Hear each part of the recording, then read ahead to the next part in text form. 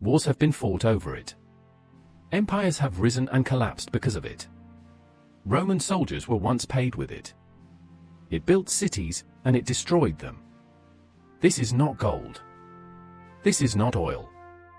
This is salt, and its story is written in blood, trade, and survival.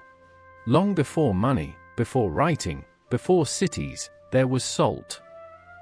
The human body cannot survive without it. Our blood, our nerves, our muscles all depend on sodium to function. For early humans, finding salt wasn't a luxury, it was survival itself. Prehistoric tribes followed animals to natural salt licks, and where humans found reliable salt sources, they often settled. Some of the earliest permanent human communities were built near salt springs and coastal flats, because a steady supply of salt meant a steady supply of preserved meat, and preserved meat meant surviving the winter. Salt wasn't just seasoning. It was the difference between a village that starved in January and one that didn't. By 600 BCE, in what is now China, people were already boiling seawater in clay pots to extract salt. Centuries later, Chinese engineers drilled bamboo pipes over 3,000 feet into the earth to reach ancient underground brine deposits, long before anyone else on the planet attempted anything similar. The Chinese state quickly understood something every empire after them would learn: whoever controls salt, controls the people. Around the 6th century BCE, the government imposed a state monopoly on salt production, and taxing salt became one of the most reliable ways to fund armies, build walls, and finance dynasties for over 1,000 years. Salt wasn't just a seasoning in China. It was policy. It was power. The Romans built entire roads for salt. The Via Salaria, literally the Salt Road, stretched from the Adriatic coast to Rome, carrying this precious mineral into the heart of the empire. Legend holds that Roman soldiers were paid in salt, giving us the word salary, from the Latin salarium.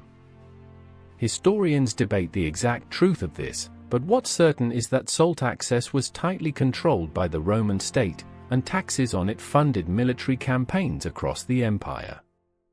Roman engineers built saltworks along the coastlines of modern-day Italy and France, and control over these salt flats was often a matter of military strategy. In the ancient world, salt wasn't just valuable, it was foundational infrastructure. In West Africa, salt became so valuable that it was sometimes traded pound for pound with gold. Massive slabs of salt, mined from deposits like Tagaza in the Sahara Desert, were carried by camel caravans across brutal desert terrain to reach cities like Timbuktu. These caravans could stretch for miles, and merchants risked their lives crossing scorching desert heat because the profits were extraordinary. In regions far from the sea, salt was so scarce that it genuinely rivaled gold in value. The trans-Saharan salt trade helped build the wealth of great African empires, connecting the Mediterranean world to the heart of Africa through routes with no roads, no maps, only the memory of guides who had crossed them for generations. In medieval and early modern France, the crown imposed a brutal salt tax known as the gabelle.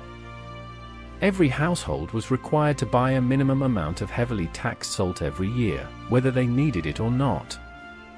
The gabelle became one of the most hated taxes in French history. Smuggling networks flourished, and evading it could bring severe punishment.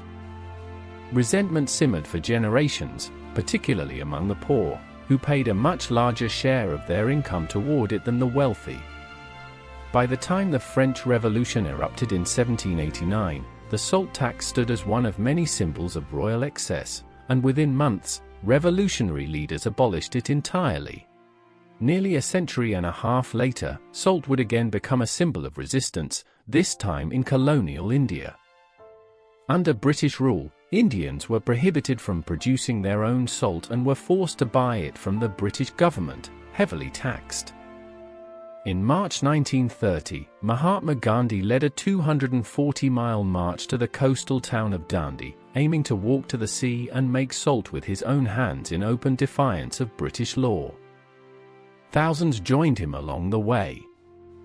When Gandhi finally reached the shore and picked up a lump of natural salt, it became one of the most powerful acts of civil disobedience in modern history, galvanizing a nationwide movement and drawing global attention to India's fight for independence.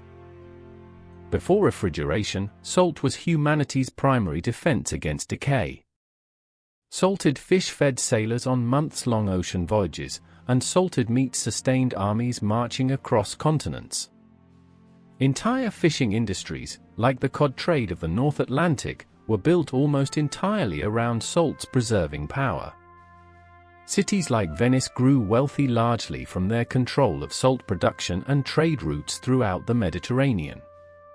Salt didn't just flavor food, it enabled exploration, allowing sailors to venture further from home because their food supply no longer depended on how quickly it would spoil. The Industrial Revolution transformed salt from a precious, hand-harvested commodity into an industrial product.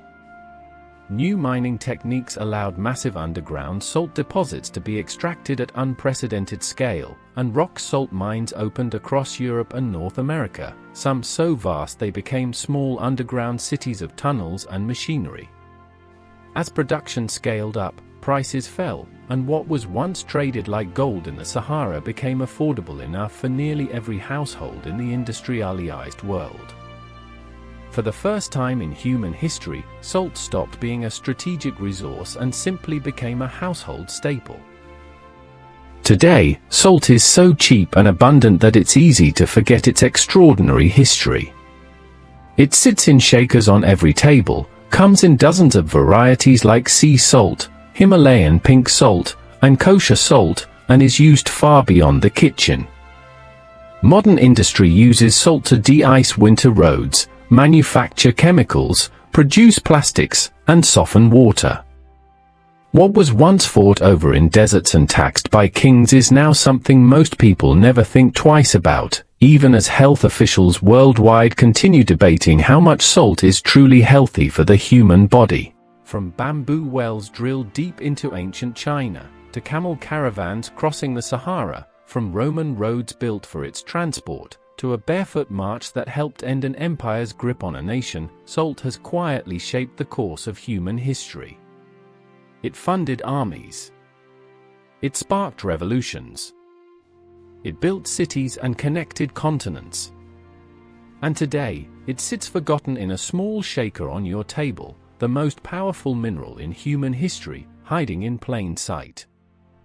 The next time you season your food, remember, you're holding something people once bled for.